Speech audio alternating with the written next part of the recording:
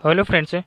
आज हम लोग देखेंगे यूनिट 7 से रिलेटेड जो है क्वेश्चन देखेंगे, यानी वन लाइनर क्वेश्चन देखेंगे एमपीपीएससी प्रीलिम से, यानी जो यूनिट 7 का जो सिलेबस है उनसे रिलेटेड जो है हम लोग क्वेश्चन डिस्कस करेंगे, जो कि काफ़ी इंपॉर्टेंट्स है।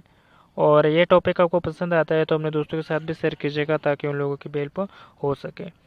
चलिए टाइम वेस्ट ना करते हुए फर्स्ट क्वेश्चन की ओर चलते हैं। फर्स्ट क्वेश्चन की अगर हम लोग बात करें, इसरो का पूरा नाम क्या है? यानी जो इसरो की अगर हम लोग बात करें, तो इसरो का जो पूरा नाम है क्या है दोस्तों? तो इसका जो पूरा नाम क्या है, इसका जो फुल फॉर्म है इंडियन स्पेस रिसर्च ऑर्गेनाइजेशन। क्या है दोस्तों? Indian Space Research Organisation. लेकिन आपको हिंदी में अगर पूछ ले तो भारतीय अंतरिक्ष अनुसंधान संगठन। याद रखिएगा, जो कि काफ़ी इंपॉर्टेंट्स है। और ये जो कहाँ पर स्थित है दोस्तों? तो इसके अगर हम लोग बात करें तो जो इसका मुख्यालय कहाँ पर स्थित है, तो इसका जो मुख्यालय दोस्तों बेंगलुरु में स्थित है। कहाँ पर स्थित है? तो बेंगलुरु में स्थित है, याद रखिएगा। और बेंगलुरु जो कहाँ पर किस राज्य में आता है, तो ये कर्नाटक राज्य में आता है, याद रखिएगा, जो कि काफ़ी इंपॉर्टेंट है। नेक्स्ट क्वेश्चन देखते हैं, इसरो का मुख्यालय कहाँ पर स्थित है? यानी जो इसरो का मुख्यालय कहाँ पर स्थित है, तो ये बेंगलुरु में स्थित है। नेक्स्ट क्वेश्चन देखते हैं, भारतीय अंतरिक्ष कार्यक्रम, भारतीय अंतरिक्ष कार्यक्रम का जो संस्थापक है, इसका जो जनक है, वो कौन माने जाते हैं? तो डॉक्टर विक्रम साराभाई। विक्रम यानी जो डॉक्टर विक्रम साराभाई की अगर हम लोग बात करें तो यह भारत में अंतरिक्ष कार्यक्रमों को जनक जो है माने जाते हैं। कौन दोस्तों? डॉक्टर विक्रम ए साराभाई, याद रखिएगा। नेक्स्ट क्वेश्चन देखते हैं, इसरो का गठन। इसरो के गठन की अगर हम लोग बात करें, इसका जो गठन है वो कब किया गया था? तो 15 अगस्त 1969 को जो है दोस्तों, 15 अगस्त 1969 को जो है दोस्तों इसरो का जो है गठन किया गया था, याद रखिएगा, जो कि मोस्ट इम्पोर्टेंट है। नेक्स्ट क्वेश्चन देखते हैं, इन्हें पांचवा क्वेश्चन, अंतरिक्ष विभाग का जो गठन है वो कब हुआ था? यानी जो अंतरिक्ष विभाग के गठन की अगर हम लोग बात करें तो अंतरिक्ष विभाग का जो गठन है, अंतरिक्ष आयोग को सन 1972 में जो है स्थापित किया गया था। और 1 जून 1972 में जो है इसरो को अंतरिक्ष विभाग के अंदर जो है वो शामिल कर लिया गया था। ठीक है। नेक्स्ट क्वेश्चन देखते हैं, इसरो का प्रमुख उद्देश्य क्या है? यानी जो इसरो का प्रमुख उद्देश्य की अगर हम लोग बात करें तो इसरो का जो प्रमुख उद्देश्य है वो अंतरिक्ष प्रौद्योगिकी का विकास तथा विभिन्न राष्ट्रीय आवश्यकताओं और उनका उपयोग करना, यह है दोस्तों इसरो का उद्देश्य। नेक्स्ट क्वेश्चन देखते हैं, भारत में अंतरिक्ष कार्यक्रम का जो प्रारंभ है वो कहाँ से हुआ है? यानी जो भारत में अंतरिक्ष कार्यक्रम का जो प्रारंभ है वो कहाँ से हुआ दोस्तों? तो भारत में जो अंतरिक्ष कार्यक्रम का जो प्रारंभ है तिरुवनंतपुरम के निकट तुम्बा भूमध्य रेखीय रॉकेट प्रमोशन केंद्र जो कि टर्ल्स से हुआ है, याद रखिएगा। नेक्स्ट क्वेश्चन देखते हैं, आठवां क्वेश्चन, भारत द्वारा प्रक्षेपित प्रथम उपग्रह कौन सा था? यानी जो भारत द्वारा प्रक्षेपित प्रथम उपग्रह जो है वो आर्यभट्ट है। नेक्स्ट क्वेश्चन देखते हैं, आर्यभट्ट का प्रक्षेपण किस तिथि को किया गया था? यानी जो आर्यभट्ट का जो प्रक्षेपण है वो किस तारीख को जो है वो किया गया था? तो ये 19 अप्रैल 1975 को किया गया था। कब किया गया था? 19 अप्रैल 1975 को।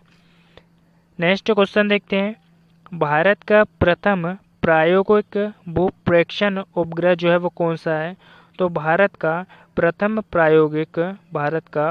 प्रायोगिक भूप्रेक्षण उपग्रह जो है वो कौन सा था? तो भास्कर 1। नेक्स्ट क्वेश्चन देखते हैं, आर्यभट्ट का प्रक्षेपण किस उद्देश्य से हुआ है? यानी जो आर्यभट्ट का जो प्रक्षेपण है वो किस उद्देश्य से हुआ है? तो जो आर्यभट्ट का जो प्रक्षेपण है उसका जो किस उद्देश्य से हुआ है दोस्तों? तो वैज्ञानिक कार्यों के लिए, याद रखिएगा, किस कार्यों के लिए हुआ है? तो वैज्ञानिक कार्यों के लिए हुआ है। नेक्स्ट क्वेश्चन देखते हैं, आर्यभट्ट का प्रक्षेपण किस देश से हुआ है? यानी इस क्वेश्चन में आप लोग जो है वो कन्फ्यूजन मत होइएगा कि आर्यभट्ट का जो प्रक्षेपण है वो किस उद्देश्य से हुआ है? तो वैज्ञानिक के उद्देश्य से। लेकिन आपको ये पूछ ले कि आर्यभट्ट का जो प्रक्षेपण है वो किस कंट्री यानी किस देश से हुआ है? तो ये सोवियत संघ से हुआ है। ठीक है। नेक्स्ट क्वेश्चन देखते हैं 13वां। भास्कर वन, भास्कर द्वितीय यानी भास्कर फर्स्ट, भास्कर सेकंड किस वर्ष छोड़े गए थे? तो ये 1989 में जो है दोस्तों, यानी 1989 में जो है भास्कर वन को छोड़ा गया था, और भास्कर टू की अगर हम लोग बात करें तो 1981 में छोड़ा गया था। ठीक है, नेक्स्ट क्वेश्चन देखते हैं। कम ऊर्जा वाले ब्रह्मांड किरणों के अध्ययन हेतु भारत में प्रथम कौन सा उपग्रह छोड़ा गया था? तो अनुराधा। नेक्स्ट क्वेश्चन देखते हैं। भारत द्वारा प्रक्षेपित प्रथम उपग्रह, भारत द्वारा प्रक्षेपित प्रथम उपग्रह जिसका प्रयोग विविध संचार परीक्षणों के लिए जो हुआ दोस्तों, तो ये कौन है? एप्पल। नेक्स्ट क्वेश्चन देखते हैं। एप्पल का प्रक्षेपण किस तिथि को हुआ था? यानी जो एप्पल का जो प्रक्षेपण है वो किस तिथि को हुआ था दोस्तों? तो ये 19 जून 1981 को हुआ था, याद रखिएगा। नेक्स्ट क्वेश्चन देखते हैं। 17वां क्वेश्चन यानी 70 क्वेश्चन की अगर हम लोग बात करें, एप्पल कितनी अवधि तक कार्यशील रहा है? जो एप्पल की अगर हम लोग बात करें तो ये कितनी अवधि तक के जो है वो कार्यशील रहा है? तो 2.3 वर्ष तक, याद रखिएगा 2.3 वर्ष तक के। ठीक, नेक्स्ट क्वेश्चन देखते हैं। आर्यभट्ट उपग्रह कितने अवधि तक जो है वो कार्यशील रहा है? तो आर्यभट्ट की अगर हम लोग बात करें तो कितनी अवधि तक के जो है वो कार्यशील रहा है? तो 17 वर्ष तक। नेक्स्ट क्वेश्चन देखते हैं। किस श्रृंखला के उपग्रहों का डिजाइन स्वदेशी रॉकेट और SLV 3 के लिए जो है वो किया गया है? तो ये रोहिणी। नेक्स्ट क्वेश्चन देखते हैं।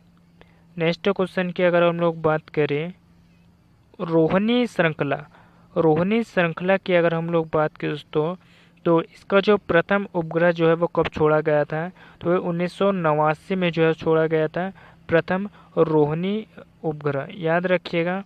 नेक्स्ट क्वेश्चन देखते हैं। भारतीय उपग्रहों को उनके कक्षा के आधार पर कितने वर्गों में रखा गया है? यानी जो भारतीय उपग्रहों को जो है उनकी कक्षा के आधार पर जो है वो कितने वर्गों में जो है वो रखा गया है? तो इनको जो है वो 2 वर्गों में रखा गया है।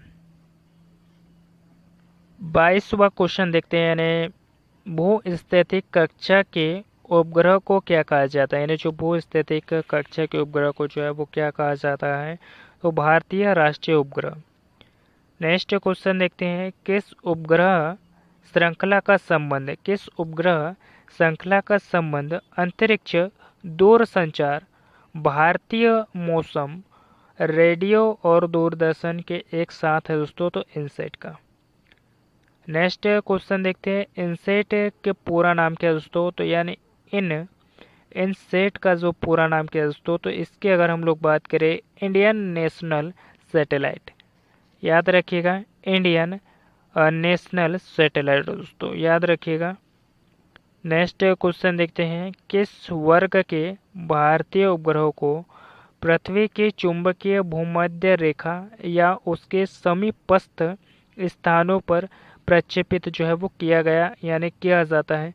किस वर्ग के भारतीय उपग्रहों को पृथ्वी की चुंबकीय और भूमध्य रेखा या उसके समीपस्थ स्थानों पर जो है प्रक्षेपित किया जाता है? तो ये इनसेट के। नेक्स्ट क्वेश्चन देखते हैं 26वां। इनसेट उपग्रहों को चुंबकीय भूमध्य रेखा पर क्यों प्रक्षेपित किया जाता है? यानी इनसेट उपग्रहों को चुंबकीय भूमध्य रेखा पर जो है वो क्यों प्रक्षेपित किया जाता है? तो वह पृथ्वी और गुरुत्वाकर्षण बल कम होता है इसलिए। ठीक है, नेक्स्ट क्वेश्चन देखते हैं। उपग्रह प्रक्षेपण केंद्र महाद्वीपों या देश के किस तट पर बनाए जाते हैं? तो ये पूर्वी तट पर बनाए जाते हैं। नेक्स्ट क्वेश्चन देखते हैं 28वां क्वेश्चन डिस्कस करते हैं हम लोग। भू-स्थितिक उपग्रह पृथ्वी तल से लगभग कितनी ऊंचाई पर स्थित होते हैं? यानी भू-स्थितिक उपग्रह जो होते हैं वो पृथ्वी तल से जो है वो लगभग कितनी ऊंचाई पर स्थित होते हैं? तो ये 36,000 किलोमीटर के जो है ऊंचाई पर होते हैं। नेक्स्ट क्वेश्चन देखते हैं। भू-स्थितिक उपग्रह किस गति से पृथ्वी की परिक्रमा करते हैं, यानी भूस्थितिक उपग्रह जो होते हैं वो किस गति से जो है पृथ्वी की परिक्रमा करते हैं, तो पृथ्वी की गति से, याद रखिएगा। नेक्स्ट क्वेश्चन देखते हैं, इनसेट किस वर्ग का उपग्रह, यानी जो इनसेट है वो किस वर्ग का जो उपग्रह है दोस्तों, तो ये भूस्थितिक उपग्रह दोस्तों इनसेट, याद रखिएगा। तो फिलहाल आज के लिए इतना ही दोस्तों, और जितने भी हमने 30 क्वेश्चन जो है वो डिस्कस करे हैं, यानी वन लाइनर क्वेश्चन डिस्कस करे हैं यूनिट 7 से रिलेटेड, सारे के सारे इंपॉर्टेंट्स हैं। और ये टॉपिक आपको पसंद आया तो अपने दोस्तों के साथ भी ज़्यादा से ज़्यादा शेयर कीजिएगा ताकि उन लोगों की भी हेल्प हो सके। और जितने भी मैंने आप लोगों को जो वन लाइनर क्वेश्चन करवाए सारे इंपॉर्टेंट्स हैं, और ये टॉपिक आपको पसंद आया तो अपने दोस्तों के साथ भी शेयर कीजिएगा। और मिलते हैं किसी नेक्स्ट टॉपिक पे, धन्यवाद।